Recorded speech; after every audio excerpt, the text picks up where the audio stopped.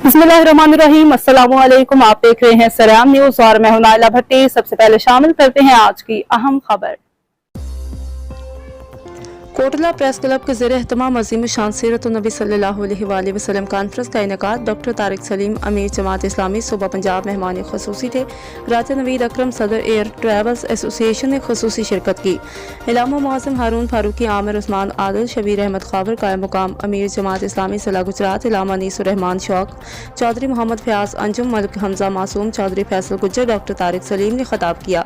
चौधरी आमिर उस्मान आदिल, चौधरी फैसल गुज्जर, चौधरी मोहम्मद फयाज अंजुम, कमर समान कौंदल, मलिक नज़ाकत अली अवान, चौधरी लियाकत सिला, राजा दानिश वहीद ने मुअज़्ज़ज़ मेहमानों का इस्तकबाल किया। मलिक वसीम चौधरी, उस्मान खादिम सईद, अस्कर दीगर ने शिरकत की।